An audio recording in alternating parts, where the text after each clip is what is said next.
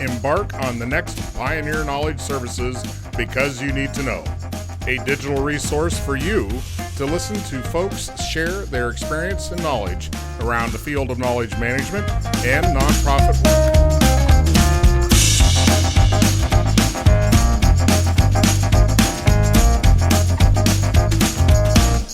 Make sure you check out Pioneer Knowledge Services website and find all the information about the Midwest Knowledge Management Symposium happening in June. You should be.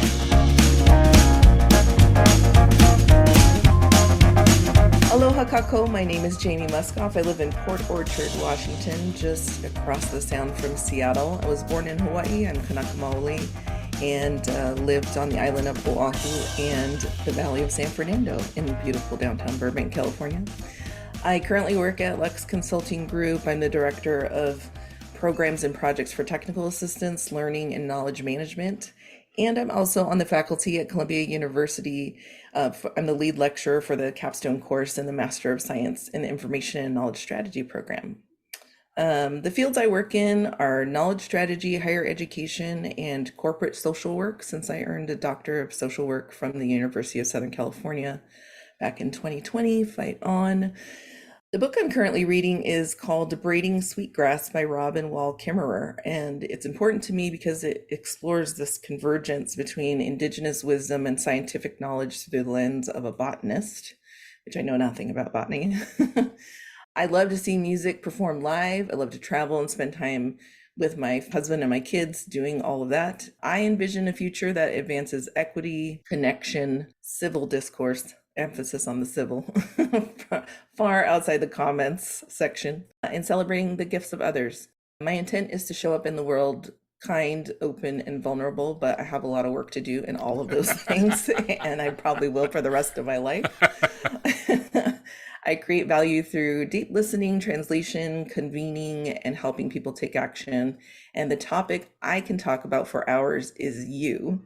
I love learning about people and their stories, and I'm excited to connect with you, thanks to Edwin and the conversation we'll have today. All right. Wow. I am absolutely thrilled to have you in the booth today to talk about everything. But I've got to say, what is the deal with the necklace you've got on?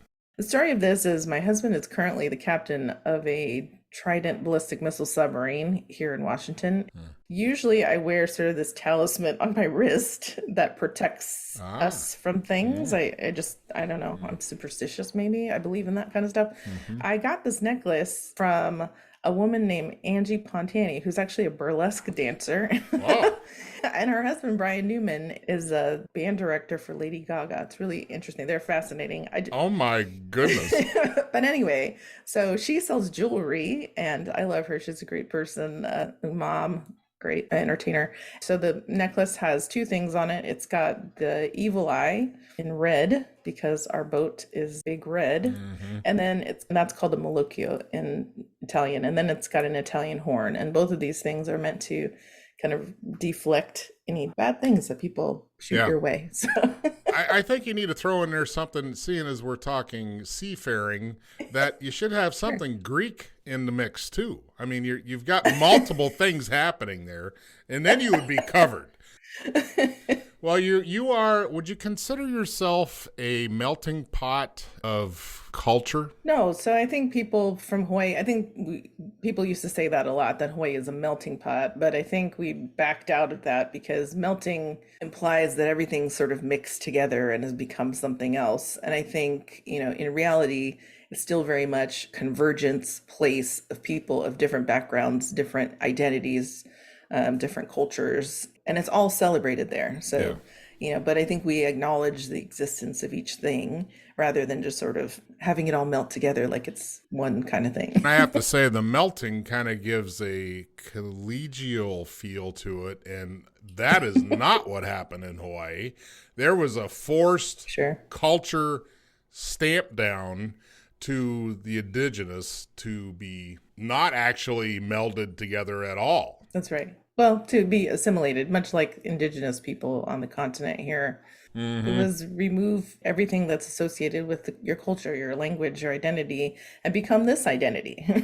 Right. They outlawed the language, Yes, that's correct? right. That's right. What other cultural things, see, as we're talking culture, I just find this fascinating Sure. because I think a lot of people only focused on the present Hmm. and they don't really realize all the things that brought us to this one point called the present that seem to get lost. They don't see the impact of these things on the indigenous or other peoples to become the now, the present. So give me some other things of the Hawaiian culture that was sacrificed for the present. I think just our beliefs, because of how Western people's belief, Christianity is predominant religious belief. I think there was requirement on people to not really believe in sort of the cosmology that comes with our culture, which is really unfortunate because it's not just religious, so to say. It's just about understanding one's connection to the universe, to the land, to the spaces you're in. And so that removal of that, I think, was really difficult. Yeah. Removal of the practice of hula, because Hawaiians come from an oral language tradition, no written languages. So in order to pass on our stories and our history and everything about our identity, we did that through song, through dance, through the oral traditions. And to have that removed for a while, that was difficult. Yeah. And it happened so fast. Once Hawaii became a territory of the United States, just so many things happened, and fascinating to In really short look at. order. They would have adopted what and I say they, the government of the U.S., I would presume, kind of adopted what they successfully did to the Native Americans and just said, all right, we're going to do it over here. That's exactly right. I mean, because Hawaii, it would be a strategic location for anyone, especially at that point in time, but a great place for agriculture and certainly a great place for military presence, which is what it really is today in many ways still. All right. Well, we've talked about how the social construct of these cultures, Native Americans and the Hawaiian, that used a social construction of education and belief building in their people. So let's talk about that in the realm of knowledge management. Sure. How does organizations or just people in general find that skill building, that knowledge base, that social experimentation to build their understanding in the world of knowledge management? Where is that? Sure. It's interesting to me I still don't know yet whether or not people, although I suspect more people know what knowledge management is when they go through any kind of formal education, college education specifically. You would hope. You would hope. No, but when I was going through graduate school, it was the first time I had learned about knowledge management. And you and I have talked, and I thought how ridiculous this is because it's just common sense. And why are we doing? Why are we wasting need our discipline? time telling people about common sense?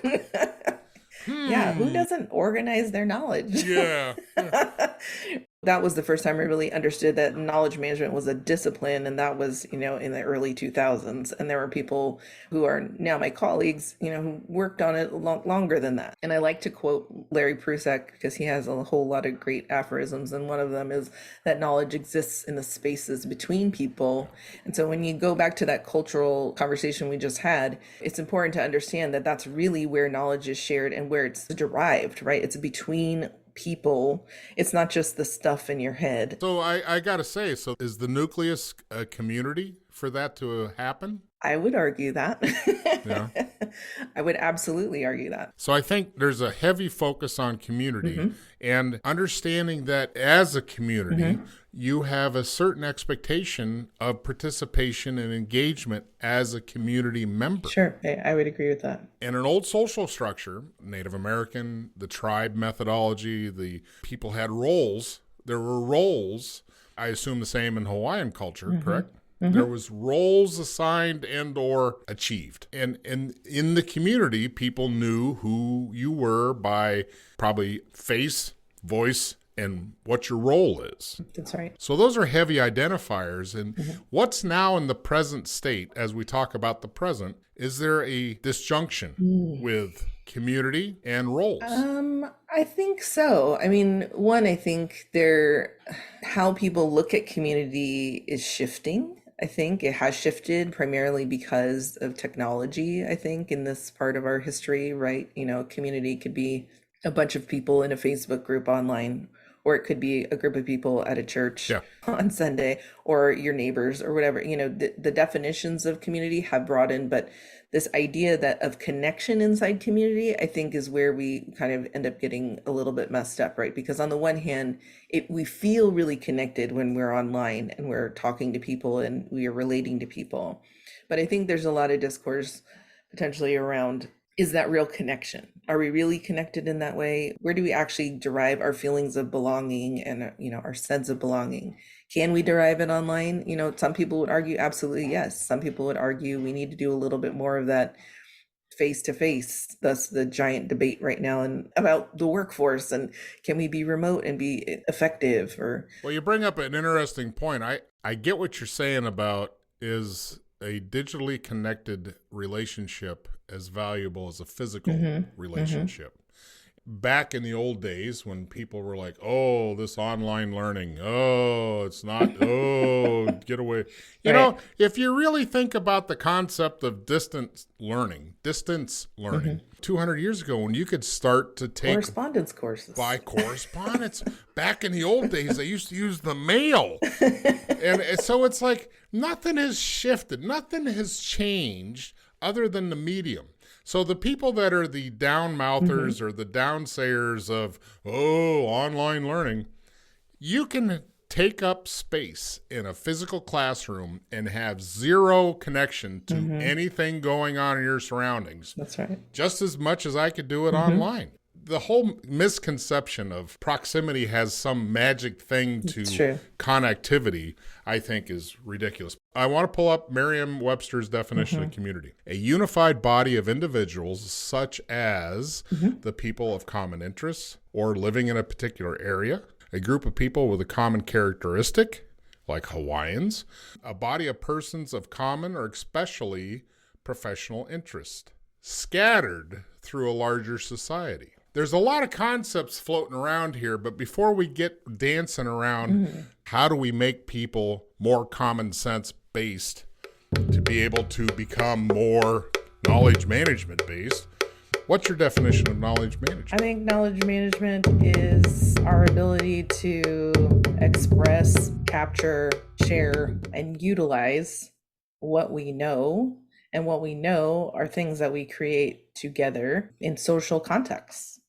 That's basically what knowledge management is, right? It's figuring out what we know and understand, sharing it with one another, validating it with one another, and deriving some kind of value out of it. Whether that's something as simple as, do you all know that a bear is around the corner? Don't eat this colored mushroom right here. Let's not go there. Critical knowledge. Exactly right. Critical knowledge. Right. It's not complex. I feel like we overcomplicate what knowledge management is. No. People overcomplicate. What? That's nonsense. So in your definition and everything that preceded that definitional point, everything we've been talking about is community. So is KM just community building? Could it be that simple? I think in part it definitely is. It's community building, and I would say maybe, convening with skill, right? Because I don't think a group of people in a room together that might have things in common necessarily make a community. I mean a real functioning community. It could accidentally become one. Yeah. Right. It has potential. Right? I think they call that a mob. Right. Exactly.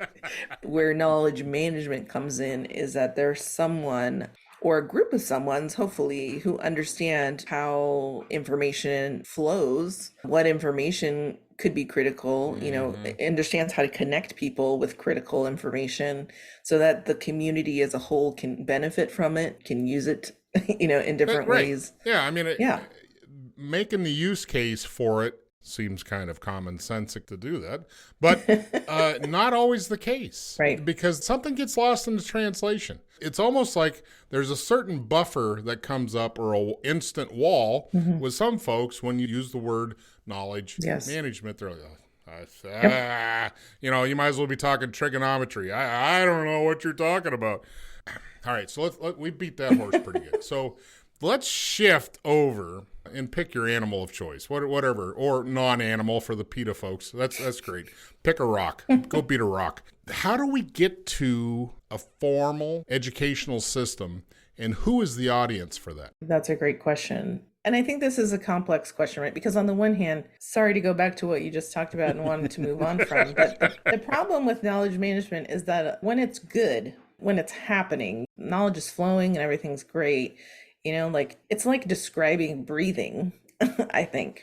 And then we complicate it by sort of adding all of this other stuff to it, but we need it. It's kind of like the way that doctors speak to you. They don't talk to you in medical language. They talk to you in hopefully common sense terms, right? Is your eye hurt? They're not going to talk about your ocular anything. They want to speak let's to you. Pull out some Greek and Latin. Yes, let's. Right. And in the same way, I think it's an objective, someone who's a professional knowledge manager to be able to speak the language of the people that they're serving. Yes. So that's why I think when we add education into it, I think it's important to understand that we as practitioners of knowledge management have a whole language and and we have all these concepts and frameworks that we use, but to the people who are actually going to be impacted by it, none of that actually really matters, or it does, but it doesn't matter in the way that we interpret it, right? Or the way that we describe it. I think it's going to matter if I say, okay, we're going to create a community of practice and we're going to utilize these frameworks and yada, yada.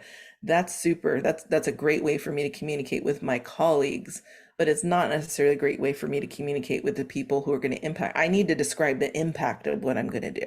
I need to describe the value of what I'm going to provide, not that, oh, it's this fabulous structure. So why I think that tends to complicate education and knowledge management is because then I think people have sometimes kind of, wrapped around the axle about the fact that they have an education about something, and that suddenly makes you better, smarter, which in knowledge management, I just find that's not the right position to take. If you're going to be impactful and help people manage knowledge, it's not from, the sage on the stage position. Right. We go to get formal education a lot of times to become sage on the stage. And that's why I'm sort of grateful that the program that I teach in is not a sage on the stage kind of place. It's really like we're all in a learning community together and figuring it out. What's the name of that paradigm they use? A type of school. It's a type of school, and it's very experiential based. It's not Montessori. Montessori. Thank you. That's the woman's name. Maria Montessori is the person who made up Montessori schools. Yes. And I send my children to Montessori schools to learn how to engage in the world the way they taught there. Okay. Montessori education was created. I'm reading this from a U.S. News and World Report article from 2022. Montessori education was created by Maria Montessori, the first female physician in Italy, whose work in a psychiatric clinic in the late 1800s drove her interest in child development.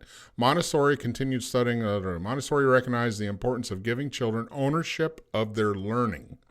I want to bring up the Montessori piece because what you just said in building a construct in the interest in the thing that interests you for where you're at now, with it sounded like it's more anti-sage on the stage and come on in and get your hands into the flower kind of thing. I mean, I think because our model in IKNS is, we're all scholar practitioners. There isn't a single person who teaches in our program who isn't also doing simultaneously the things we teach. Yeah. That's a big difference. When I was going through school, undergraduate and graduate, it's like you're getting taught by people who did the thing a long time ago, right? You're talking about a architectural paradigm of what the formal education system is, and I don't know all the other countries and what they do, but it is almost like you have to follow the blocks set ahead of you. You have to check the block as prescribed by the university or schoolhouse that puts you into that framework of being a sage on the stage and not so much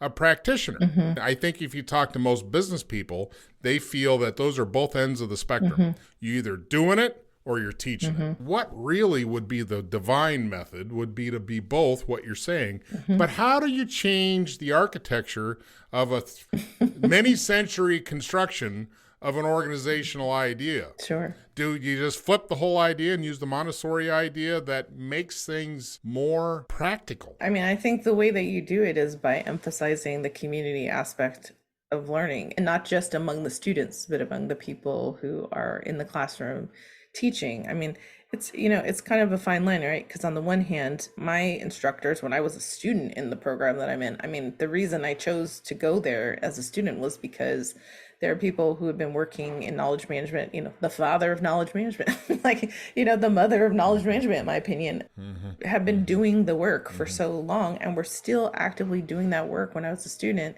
I had to be a part of it, but I never, ever, ever, they don't refer to me as Dr. Muskopf, for example. I think it's funny. I went and I earned a doctorate only to be in a program that doesn't call me doctor. And there's a reason for that. In a program that I worked in a while ago, I kept asking, why does not the university do knowledge management? Why is there nobody in the organization even doing knowledge management, but we're teaching it? Right. It's like, if you're, do as I say, not as I do. And how do we fix that? Here again, I see this institutional structure. The ivory tower. Well, thank you. The ivory tower of old has to actually be reconstructed to reflect a more global concept, a more networked and matrix level concept in which people are permeable. We're not up here. We're not on high. And I like what you said about, well, I'm just a person. I'm not doctor. Oh, you call me doctor or you're going to get an F. It's like, come on. But we're still not to the point of, can both coexist? Can the practitioner and higher education constructs coexist? Or does there have to be a transformation? Does there have to be a revolution in order to build the perfect widget? Sure. I think the revolution's already happening. People more and more are seeking out the things they want to know and need to know. I think more people recognize and understand, like when I send my children to college, if they go to college, if they want to, I'm not pressing them on that. It's not so that they can just learn things in the classroom. I want them to have the experience. I want them to have that rite of passage transition from going from someone who lives in my household totally reliant upon me to someone who's an adult who can function on their own. And college is a great way to do that. It's a great transitioning thing. And whereas some people, I think, still today are like, you got to go to college because you got to get the best grades and the best degrees and blah, blah, blah. Yeah. So those things coexist, right? Columbia, great example. More and more our program has shifted from the time that I was a student, which was, 2016, 17, to now as part of the faculty. Our model of educating is completely, how we educate in the classroom is the same, but how our program is structured is different. And it's different because it reflects the demands of the consumer. The consumer of education in master's programs is someone who wants flexibility, wants to build their own buffet in a way. It's like, build your own sandwich. Of stuff I need to learn. They want to do it flexibly in a hybrid capacity. There's so many things. And I think it's the consumer demand, and I hate to call learners consumers, but depending on a consumer demand, that's what's going to shift how education looks and how it's delivered. It's happening already. In that framework of change is the other revolution of just typical economics. There are going to be a fair amount of institutions that go belly up because they did not become responsive. Right. They became defendants of the past. It's a true kind of balance between, like every other piece of human experience, you either change or you don't. Right. Either way, they have consequences. Right. Yeah. Sadly, I love the Kodak company, but sad for Kodak, right? Right? Like, you don't want to not shift. But at the same time, I understand why organizations like that hold on, because they know that they did business well and they have a certain set of values that at that point in time might conflict with how they're seeing things change. And that's really hard. And I think, we talk a lot about change and change management and knowledge management, but I don't think we talk enough about transition management in our field. And I think it's something we need to talk more about. Yeah. Tell me more about that. What the heck does that mean? So my good friend, John Hobel, he introduced me to this book called The Way of Transition by William Bridges. It really profoundly changed how I really think about my own self and how I go through change as a military spouse, constantly moving around the universe, but also as a person who, is a knowledge strategist and professional who is constantly involved in projects that require people to go through a change of some sort and go from one state to another. The way of transition, the way that he describes it is kind of that transition, a change is an event. Okay, I moved. I went from this house to the other house. Yeah. That's a Yeah. change, right? I always refer to these types of things as a piece of spaghetti. There's this end of the spaghetti and there's that end of the spaghetti, and that's it.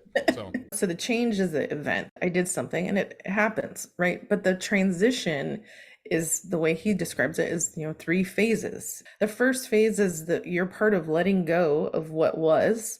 And then there's the messy middle in between, that time where you're not quite bought into the new thing and you're not quite detached from the old thing. And then there's the third phase where you're on board and you're with the third thing. And the important thing about what he talks about is that these phases there's no real way to determine how long the phases are going to be. You could be in the messy middle for years. And he talks about it in the context of losing his wife to cancer, of grief, of grieving. And you never know how long something's going to be. And I think that's a really fair way to look at how and why we struggle in organizations in the business realm to make changes. It's not that we struggle to change. Okay, they get the new technology, great, they put it in. But they struggle with the transition. Yeah. How do we help people transition from one phase to the next? On a personal level, that takes awareness. That takes self-awareness to understand that, one, you're not what you were 40 years ago. You're different. It's almost like a state of being is the transition.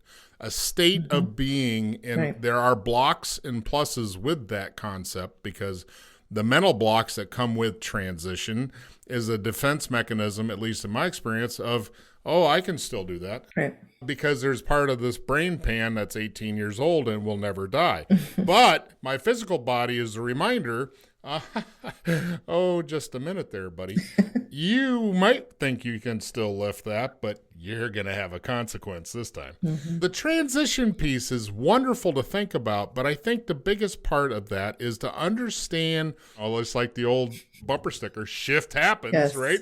Shift happens whether you want it to or not. That's right. And that's why I think, you sort of brought it up a little bit in the beginning of what you're saying here, is that if we're going to talk about educating knowledge managers, the skill of understanding how to read read the room, read all of what's happening inside people as they're transitioning from one place and one state to another, that can be a hard skill to teach. It's just not, we can teach people how to organize information. Like you put these things in here, they move around, great.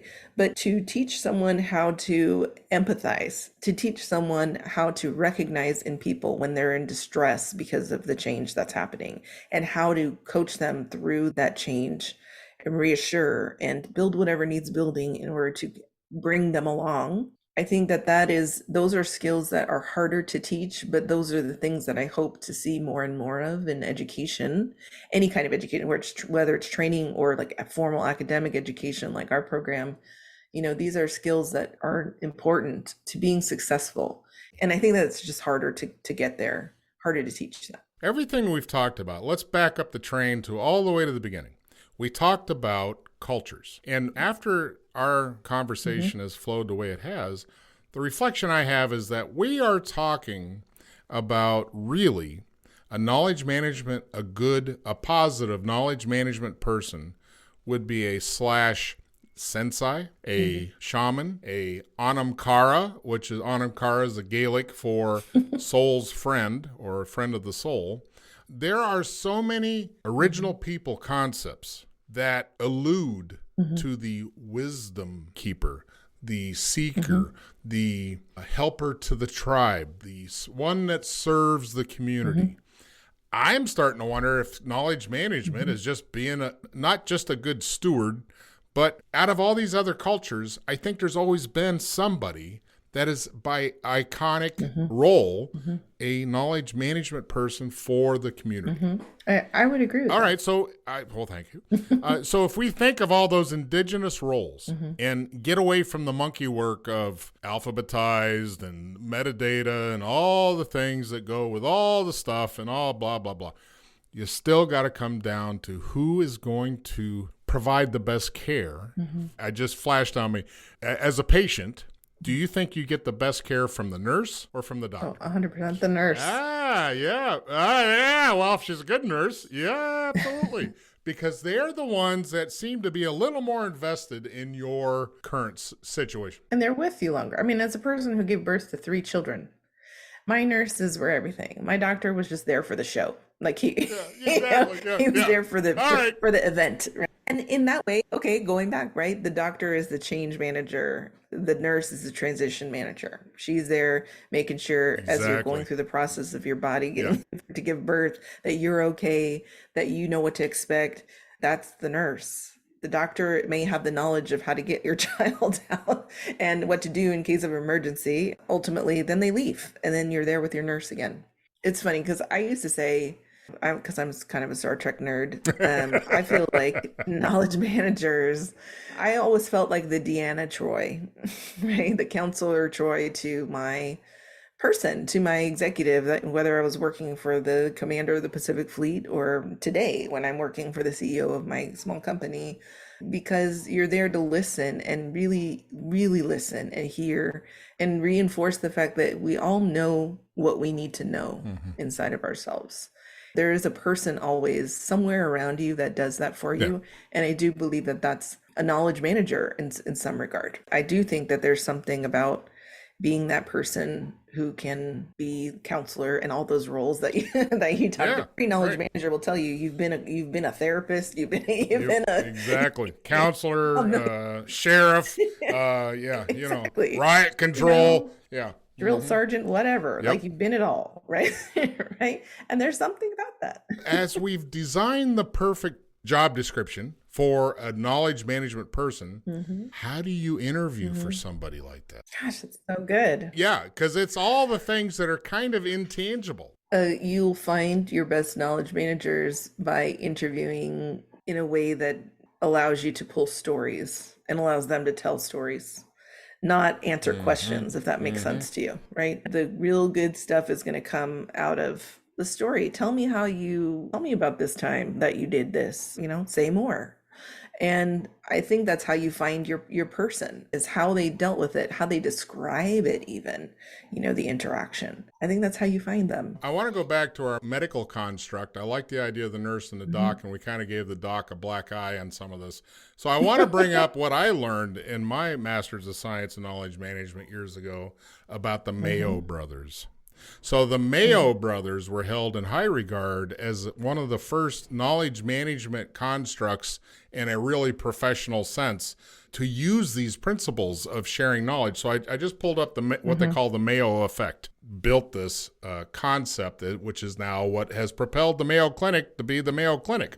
The Mayo model of care is a set of principles defined by the brothers in the early years, and it guides how they work together and deliver I'm reading from the website, deliver coordinated care across the continuum to our patients through a multidisciplinary team approach of treating the whole patient. Now, in their motto at the top of that, it says, heal the sick, advance the science, and share the knowledge. So that is in the prescription of how their belief system and culture operate. So how do we build that vision, or how do we build that ethical operational component to any organization that everyone will have a similar expectation to participate in? I think you're going to like this answer, maybe, because what I also know about the Mayo Clinic from attending a podcast movement conference a few years ago is that the Mayo Clinic has a lot of internal podcasts, a ton. And they invest in that, they produce them well. And we're talking internal podcasts for if you're this kind of doctor specialists, they've got information and they've got you in a community, not just a community in practice, but they tell those stories in that way via podcast. And I love that they did that. I met the people at that time who were in charge of one of the Mayo Clinic's sets of podcasts. It's an organization valuing the sharing of knowledge so much and understanding that it is a social construct more than anything else, that they invest resources and time and people in actually curating that and producing that in their organization, not as a side gig for the junior guy who just got there and you don't know what to give him as a job, but like legitimately invest in it. NASA does the same exact thing. There are lots of really great learning organizations out there that have invested in podcasts or in some other way to capture stories, but podcasts is a very great way to do it. That's exciting because I did not know that. And so I quickly searched that and found a ton of stuff because presenting our paper and research on doing just that, building a knowledge exchange through authentic conversations, and then figuring out a system that fits the organization and a parsing so that individual, the consumer at that point, does not have to listen to a 40-minute podcast, but it can be chopped and sliced into segments and or pieces that fit what the need is of the organizational participant. Everything you've just said and everything you just said about how this gets done, it has to be resourced and made important. And I think it's a huge missed opportunity in any organization to tap into because they hang their hat on the exit strategy or the exit survey or exit interview as like it's something that matters. The problem with that is, one, they waited till the end of the story to ask them anything. And it's like, That's right. What good are you going to get out of that? In the actual practice of conversation theory, the intent is and the expectation is you're going to generate new knowledge. Because if you can tap into tacit knowledge that person's really unaware of, and through conversation you can drag it out of them, oh my gosh, you've just expressed something that was unexpressed before. That's right. They may have internally knew it, part of their DNA, they just do it, they don't even think about it. But through conversation, that whole process can build new knowledge. So this is just splendid to hear. I think it's great. And I like the Army references. A long time ago when I worked for the Navy, I went to the Army Operational Knowledge Management Conference in Fort Leavenworth. You know, they had great stories because like you said, they really hang their hat on lessons learned, or everybody kind of, you know, touts the Army as great lessons learned. And they are, but what they're really good at, and what I learned there, is that they're really good at taking lessons that they're learning and have learned and immediately applying. And that's the key. Now, the story that we heard was about people, they were rigging posters of Osama bin Laden, I think, with explosives because the soldiers were taking him down. So people were getting killed. And so I think on a company command message board or something, they share that, right? And then bam, people were not losing their lives because they got that really critical piece of information. And it wasn't from a book of lessons learned or a SharePoint site somewhere else. It was from where people were going and using, and that saved lives, right? And that's what matters. Now let's get to the story of product you just mentioned that the Army did not develop, which was Company Command. Right. Company Command was a self-grown, the idea was to get a bunch of company commanders, usually captains, that were running the boat in either war front, Iraq or Afghanistan. Company Command was some smart people, smart soldiers saying, you know, there is no method, there is no system, we need this. So they built it themselves. The usefulness and function of what you just said, building a best practices sharing method, not only to the soldiers in those areas of operation, but to the commanders, because there's no community, there was no tribe that built by role, going all the way back to what we've already talked about in indigenous societies.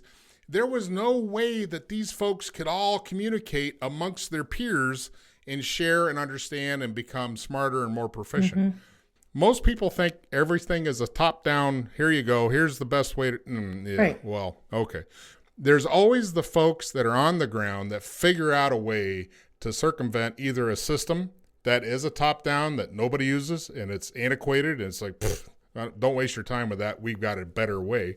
Or they just create something out of whole cloth to fit the need. And that is the inaction of a community. I mean, exactly what you said, that going all the way back to that part of our conversation is that those are the actions of a community. A community sees a need. They needed to survive. They needed to save their fellow soldiers out there. Yes. They weren't seeing a solution, and they came together as a community to create something that did the job.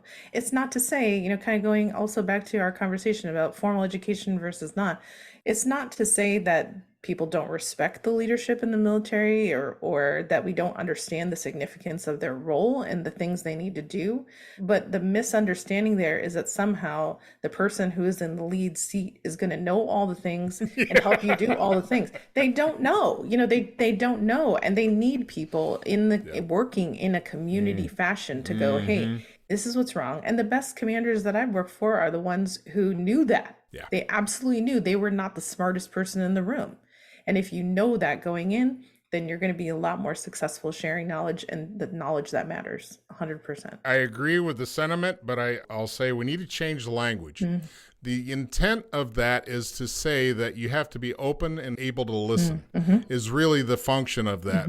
And to always say that you may not be the smartest person. Smart's got nothing to do with it. But so I don't like that label. I like the idea, and I want people to realize that the key ingredient is being able to listen. But if you invigorate the culture, if you bring yourself in as a leader that is open and able to feel what is needed and allow people to have input and ownership and agency, that's a whole different blossom. Yeah, I think you should give that speech to the Department of Defense right now. I mean, I think that, that's a key component of our retention problems in the military is we're just trying to hold on to a model that does not work or serve us well, which is that, there's a need for structure and that kind of hierarchy, but there's also a need for listening and really caring about what people who are coming up in the ranks have to say and what they're seeing and experiencing. And there aren't enough leaders, in my opinion, that really understand the value of that right now. And that's why we lose people. All right. So you got the last bit. What's your famous slogan and or best advice you want to give the listeners?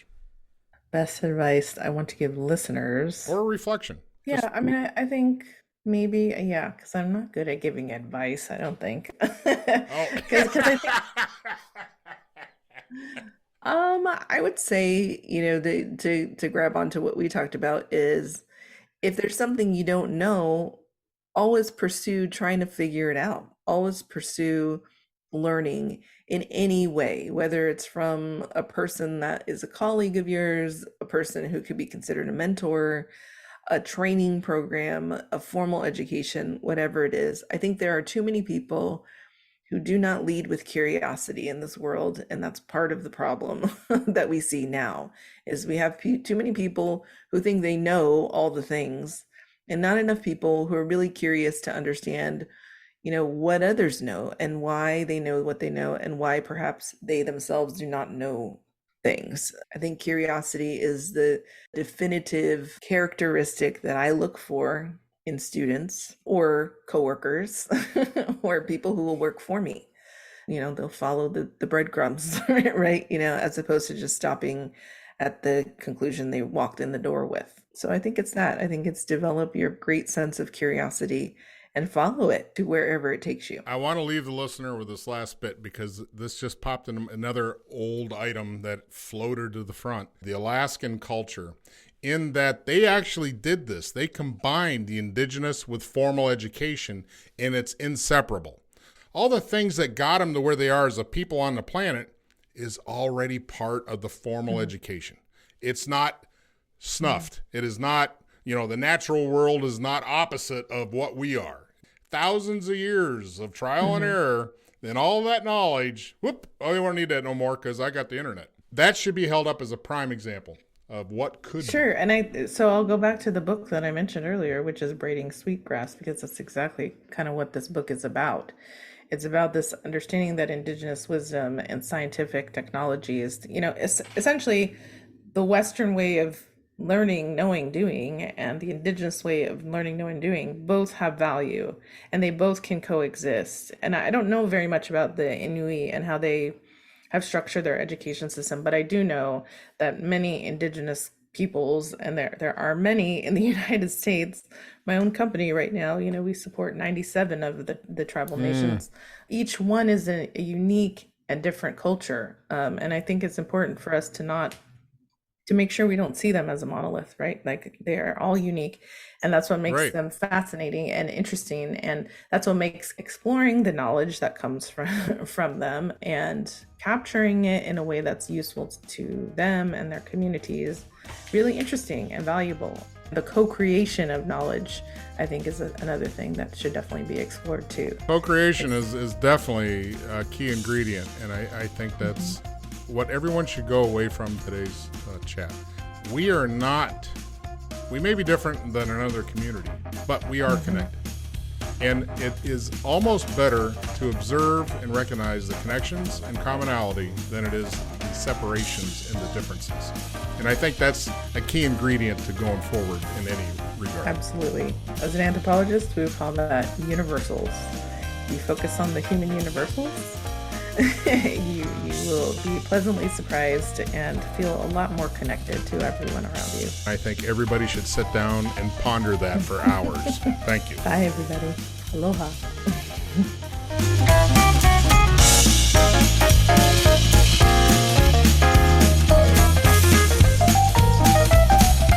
Thank you for listening to Because You Need to Know, the reference podcast in knowledge management.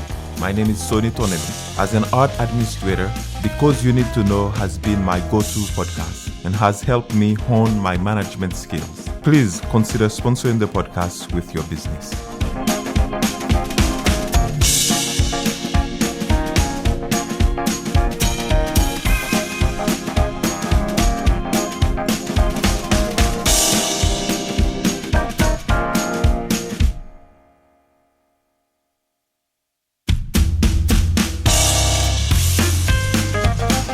Just finished our latest Because You Need to Know, a public service of Pioneer Knowledge Services. Please join us on LinkedIn and find us at pioneer-ks.org.